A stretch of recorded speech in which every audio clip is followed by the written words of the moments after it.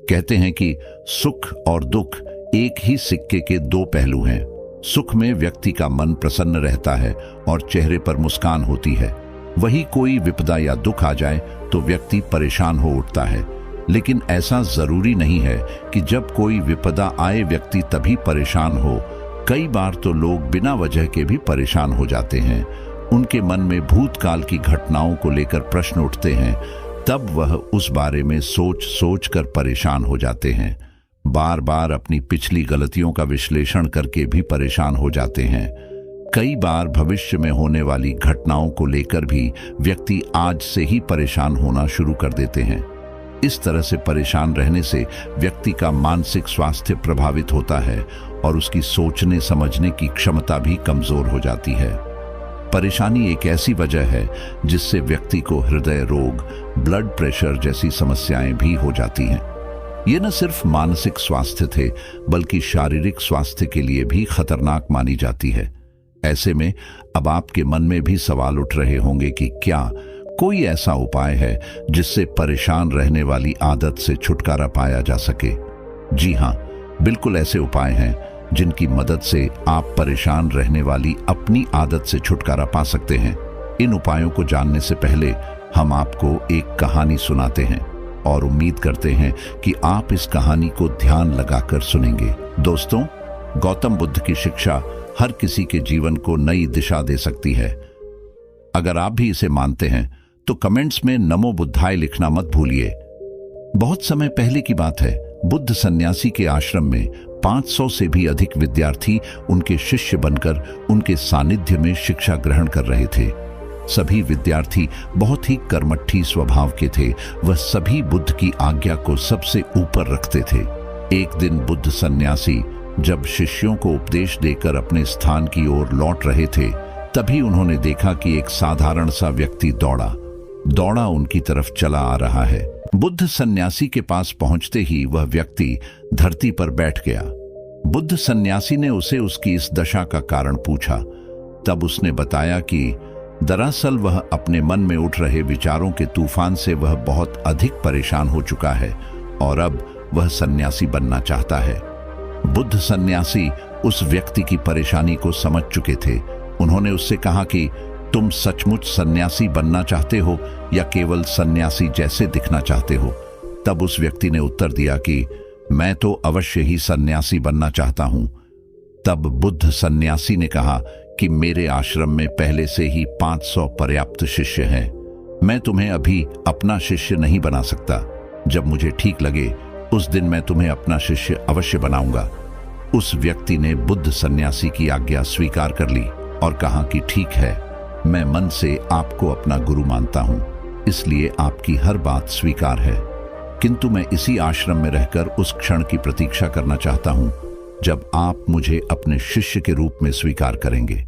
बुद्ध सन्यासी ने कहा कि ठीक है, तुम इसी आश्रम में रहो और सभी 500 शिष्यों के लिए धान कूटने का काम करो।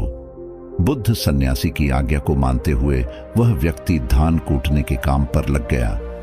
धान कूटने के कार्य में उसने अपने जीवन के लगभग 12 वर्ष बिता दिए और बुद्ध सन्यासी ने उसे अभी तक नहीं बुलाया था। व्यक्ति धान कूटने में वह इतना मगन हो चुका था कि उसे ना दिन का होश रहता था ना ही रात का। वह सुबह उठता, धान कूटता, शाम को फिर से धान कूटता और सो जाता। इस प्रक्रिया में उसने इतना लंबा समय बिताया कि अब उसके मन में कोई विचार नहीं बचे थे जो उसे परेशान कर सके। उसका तो बस एक ही लक्ष्य था, धान कूटना। 12 वर्षों के समय ने उसके मन के सभी विचारों को समाप्त कर दिया था, लेकिन उसे इस बात का पूरा विश्वास था कि एक दिन बुद्ध सन्यासी उसे जरूर बुलाएंगे। दिन बीत रहे थे। एक दिन आश्रम में बहुत हलचल मची हुई थी। आज गुरुजी अपने उत्तराधिकारी का चुनाव करने वाले थे। सभी शिष्यों में से एक ऐसा शिष्य होगा जो बुद्ध आश्रम का सर्वेसर्वा होगा। लेकिन बुद्ध सन्यासी गुरु ने अभी तक यह नहीं बताया था कि चुनाव की प्रक्रिया क्या होगी।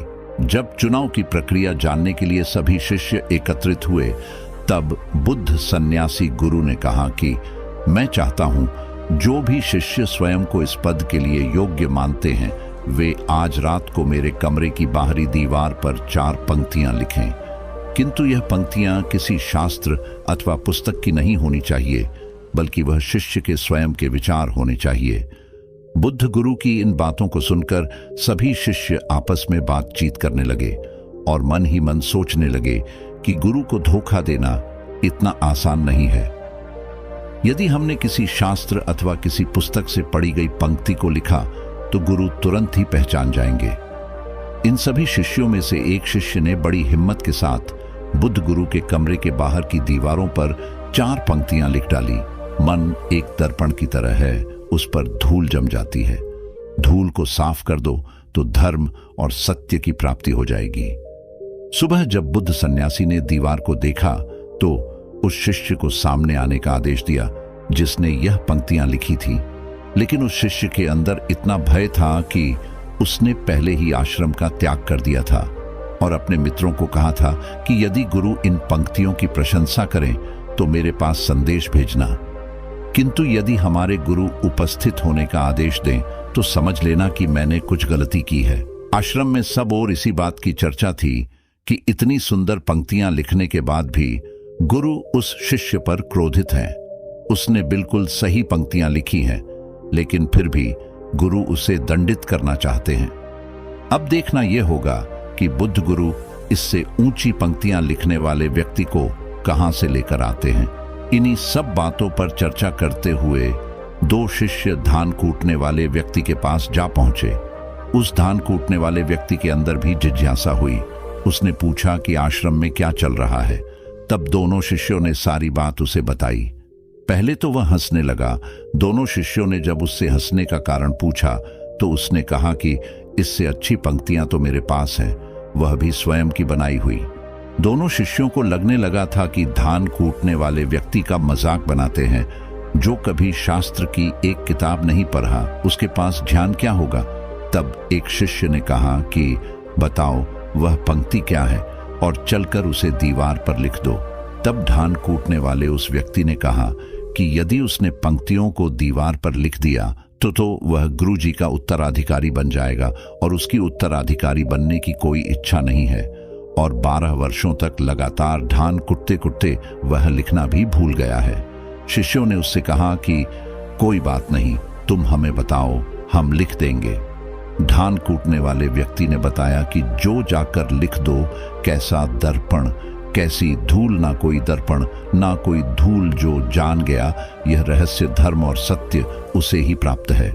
उन शिष्यों ने पंक्तियों को जाकर बुद्ध गुरु की दीवार पर लिख दिया, किंतु बुद्ध गुरु जान चुके थे कि यह विचार तो उस धान कूटने वाले व्यक्ति के हैं।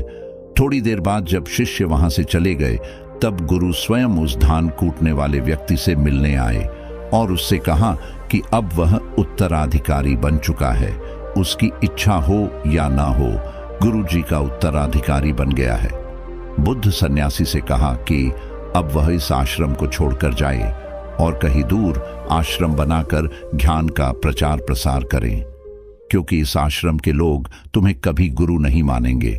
वो यह नहीं पहचान पाएंगे कि बिना शास्त्र की पढ़ाई के भी कोई ज्ञान को प्राप्त हो सकता है।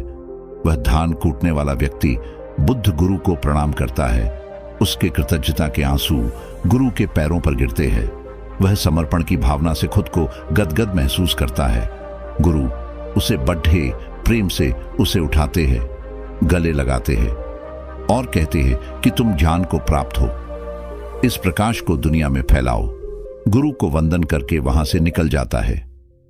अगले दिन बुद्ध गुरु जी ने धान कूटने वाले उसे व्यक्ति की बातें अन्य सभी शिष्यों को बताई और कहा कि जिस दिन तुम्हारे मन में विचार उठना समाप्त हो जाएंगे, असल में सत्य का अनुभव तुम्हें उसी दिन होगा।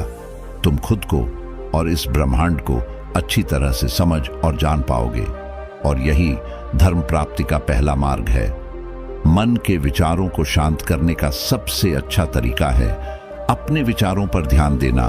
मन में किस प्रकार के विचार आ रहे हैं, उस पर बड़ी ही सावधानी से निरीक्षण करने की आवश्यकता होती है। लेकिन इसका यह अर्थ बिल्कुल नहीं है कि मन में आने वाले विचारों को दबा दिया जाए। ऐसा करने से विचारों की जड़ें और तेजी से फैलेंगी। इसलिए अपने मन पर ध्यान देना है।